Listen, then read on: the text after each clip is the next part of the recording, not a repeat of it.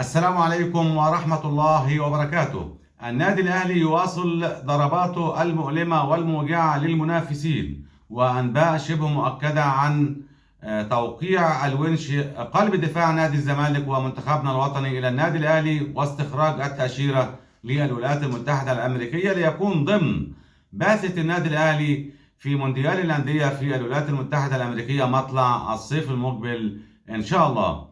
لو جينا نتكلم مع حضراتكم على آخر الاستعدادات للنادي الأهلي ولجنة التخطيط اللي هتقوم بإبرام صفقات قوية جدا، والنادي الأهلي إن شاء الله هيروح الولايات المتحدة الأمريكية بسكواد عالي جدا. فبنبص بنلاقي إن الكابتن محمود الخطيب ولجنة التخطيط وشركة الكرة بتحاول حاليا بناء فريق قوي جدا في كل الخطوط. عندنا الحمد لله النادي الأهلي في حراسة المرمى الاطمئنان تزايد بشكل كبير جدا بعد الأداء القوي جدا والمتميز لمحمد الشناوي اللي بدأ يستعيد نقدر نقول كامل مستواه المعروف عن الشناوي في السنوات الماضية، ومعاه شوبير وأيضا حمزة علاء حارس مرمى منتخبنا الأولمبي. فبكل تأكيد لا خوف أبدا على النادي الأهلي في حراسة المرمى. وأيضا خط الظهر بدأ زي ما قلت لحضراتكم ان النادي الاهلي لابد ان هو يدعم بقلب دفاع سواء محمد عبد المنعم، وظهر حاليا الونش، وبعتقد ان هيكونوا اضافه كبيره جدا للنادي الاهلي لو تم التعاقد مع كليهما او احدهما قبل مونديال الانديه ان شاء الله. خط الوسط خط وسط قوي جدا، وان كنت بعتقد ان عوده اليو ديانج هتكون اضافه ايضا قويه جدا لخط وسط النادي الاهلي. وبكل تأكيد هناك كلام عن عودة محمد شريف وأحمد عبد القادر، وأيضا ما ننساش المهاجم الأجنبي اللي النادي الأهلي بيفاوض وبشكل كبير جدا أحد المهاجمين الأجانب الكبار ليكون إضافة قوية جدا مع وسام أبو علي وجريدي شار، في حالة أن مستر مارسيل كولر يدفع بجريدي شار في مركز رأس الحربة أو المهاجم الصريح. يعني تخيل حضرتك ان النادي الاهلي لما يكون عنده الخط الامامي احمد سيد زيزو اللي خلاص يعني شبه موضوع انتهى وانضمامه، ومساله اعلان انضمامه للنادي الاهلي هي مساله وقت بالنسبه لي، ان اللاعب ما زال هيؤدي بعض المباريات مع نادي الزمالك في بطوله الدوري العام بعد الخروج المهين لنادي الزمالك من الكونفدراليه الافريقيه. فما يكون احمد سيد زيزو ناحيه اليمين، ويكون وسام ابو علي مثلا او المهاجم الاجنبي راس حربه ومهاجم صريح، ويكون ناحيه الشمال عندك اشرف بن شرقي، ويكون عندك البدلاء حسين الشحات واحمد عبد القادر في حاله عودته، وايضا طاهر محمد طاهر. وبالحقيقه بمناسبه طاهر محمد طاهر، بعتقد ان مستر ناصر كولر يعني من خلال يعني الانباء اللي بتتوارد من التدريبات ومن اجتماعات كولر باللاعبين مقتنع تماما بامكانيات طاهر محمد طاهر. ويعني طاهر الحقيقه يعني لاعب بيطبق مبدأ الاحتراف وقواعد الاحتراف بشكل اكتر من رائع. فبعتقد ان شاء الله ان عودة طاهر محمد طاهر هتكون اضافة قوية جدا للاجنحة بالنسبة للخط الامامي للنادي الاهلي.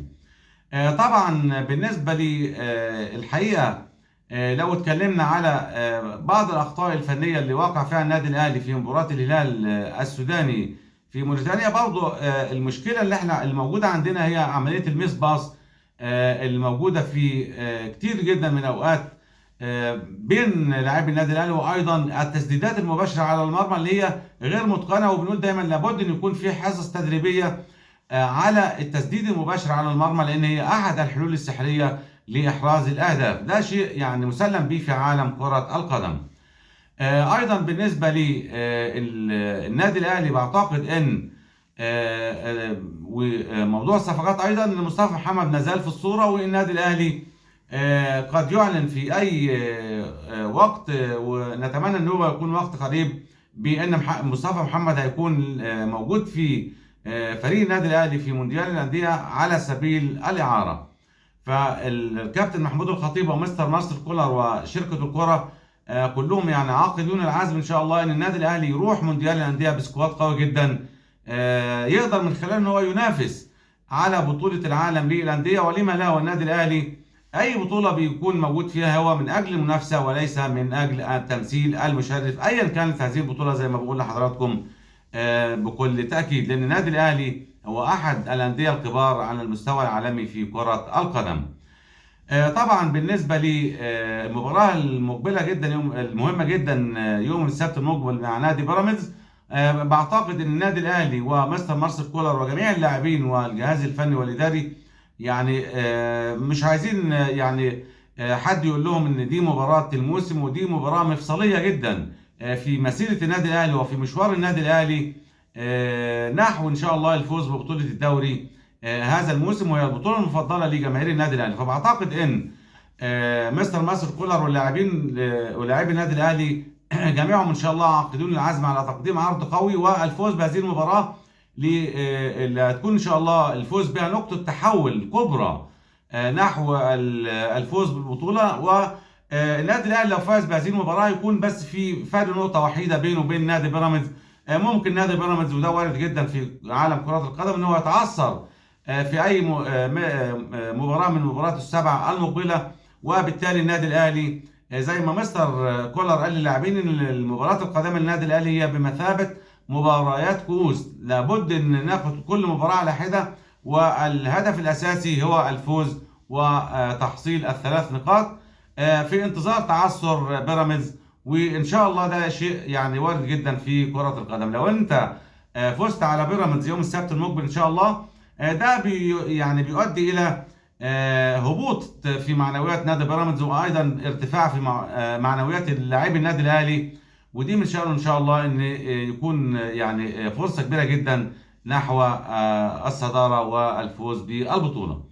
طبعا بعتقد ان مستر مارسيل كولر يعني على طول النهارده بدأ التدريبات الجماعيه على الفور، وما اعطاش اي اجازه للاعبين نظرا لعودتهم من موريتانيا بعد فوزهم على الهلال السوداني والتأهل إلى نصف نهائي دوري رابطة الأندية الأبطال، وملاقاة ماميلودي صن داونز الجنوب أفريقي، الفريق القوي جدا في خلال الخمس أو ست مواسم الماضية. فعلى طول بدأ التدريبات الجماعية استعدادا للقاء الهام والمرتقب أمام نادي بيراميدز إن شاء الله يوم السبت المقبل، والمباراة تقام بحكام أجانب بكل تأكيد. فمستر مارسيل كولر يعني لحسن الحظ ان جميع اللاعبين يعني بيتمتعوا حاليا بلياقه بدنيه وذهنيه وفنيه عاليه جدا، ولكن بينقصهم يعني مش عايزين نقول الانسجام او الهارموني، لان في لاعيبه لعبت مع بعض العديد والعديد من المباريات، ولكن بقول ممكن الميس باس ده ناتج عن التوقف الطويل نسبيا نظرا للاجنده الدوليه. فان شاء الله مع توالي المباريات يكون الانسجام يعني اصبح كبير جدا بين اللاعبين، ويكون ان شاء الله الميس باس ده نتخلص منه، ولابد ان يكون في تركيز على زي ما بقول لحضراتكم التسديد المحكم على المرمى. طبعا ما نقدرش نتوقع التشكيل حاليا، لان لا قدر الله ممكن يكون في اي اصابه لا قدر الله، ولكن بعتقد ان التشكيل مش هيخرج كتير عن مباراتي الهلال السوداني.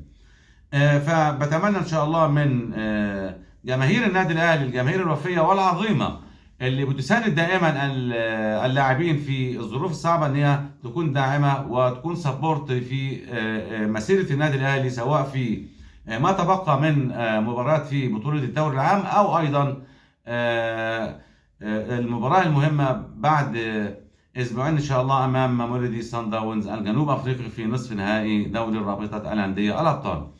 لو رحنا مرة أخرى لنادي الزمالك، الحقيقة بنقول إن نادي الزمالك بيفكر في التخلص وإقالة بيسيرو بعد الخروج المهين لنادي الزمالك من الكونفدرالية الأفريقية، وأيضا يعني كان شيء غير متوقع، وأداء الحقيقة الأداء يعني سيء جدا وهزيل للغاية، يعني لا يمثل أبدا الامكانيات الموجوده في نادي الزمالك من اللاعبين على مستوى الافراد او ايضا المدير الفني الحقيقه الكفء، ولكن معنويات اللاعيبه الحقيقه كانت منخفضه للغايه، وما كانش فيه القتال ولا الروح القتاليه من اجل الفوز في بالمباراه والتاهل الى نصف نهائي الكونفدراليه الافريقيه. وبدات الجماهير الحقيقه بتطالب باقاله بيسيرو، وايضا بيطالبوا حسين لبيب بتقديم استقالته هو ومجلسه نظرا لسوء النتائج، وأيضا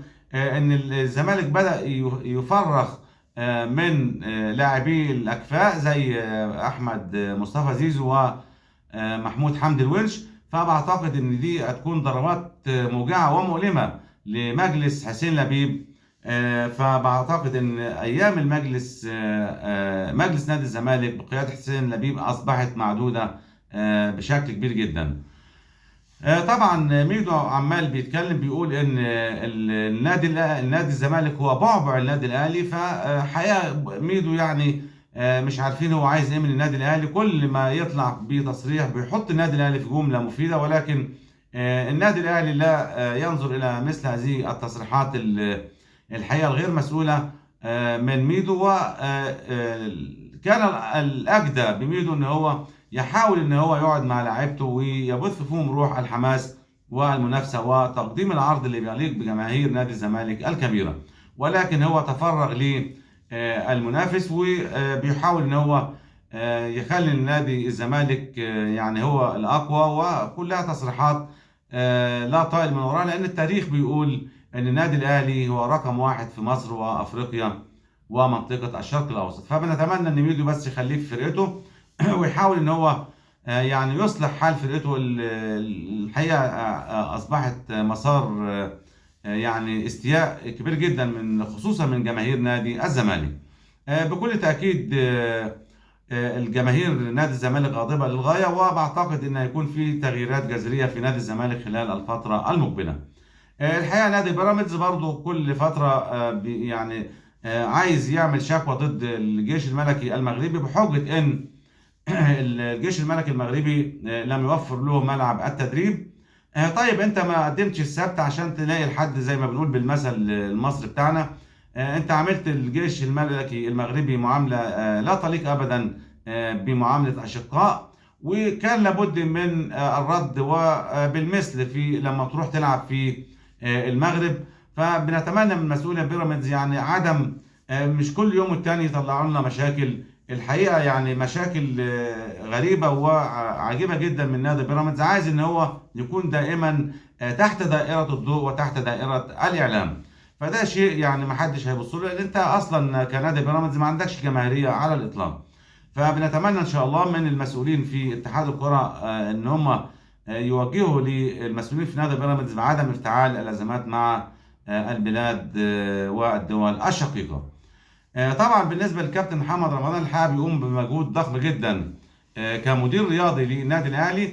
فبعتقد ان هو بعد فتره يحتاج الى بعض المساعدين، وان كان محمد شوقي الحقيقه قام بمجهود كبير جدا في منصب مدير الكره، وكلنا يعني بنثني على اداء محمد شوقي خلال الفتره الماضيه اللي تولى فيها مسؤوليه مدير الكره بالنادي الاهلي. وبدانا نشوف ان في واحد بيكون موجود على الخط وبيتكلم مع الحكام وبيضغط على الحكام، لان كره القدم لابد ان يكون عندك واحد قوي جدا على الخط يضغط على الحكام عشان ان انت تقدر ان انت تنتزع حقوقك في داخل ارضيه الملعب.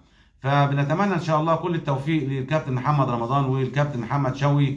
الحقيقه بيقوم بعمل ضخم جدا خلال الفتره الحاليه مع النادي الاهلي، وكل تاكيد ان الكابتن محمد رمضان هيحتاج بعض المساعدين كمان عشان المنظومه تكتمل ودولاب العمل يسير بشكل جيد داخل النادي الاهلي، وقبل ان شاء الله السفر الى الولايات المتحده الامريكيه.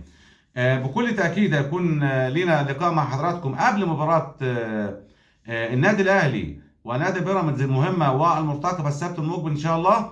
ومره اخرى بنقول ان هذه المباراه هي مباراه مفصليه في مشوار الناديين في بطوله الدوري العام، اللي بنتمنى بكل تاكيد كجماهير اهلاويه ان النادي الاهلي يحصد الثلاث نقاط وينطلق ان شاء الله في انتظار تعثر بيراميدز في اي من المباريات المقبله. ومباراه النادي الاهلي هي بكل تاكيد مباراه كؤوس لا تقبل القسمه على اثنين. كل التمنيات الطيبه للنادي الاهلي وجماهيره في قادم المباريات باذن الله. وبالتاكيد في النهايه بنطلب من حضراتكم الدعم باللايك والشير والسبسكرايب عشان نقدر نوصل لاكبر عدد ممكن من المتابعين والمشاهدين. وفي النهايه شكرا جزيلا لحضراتكم.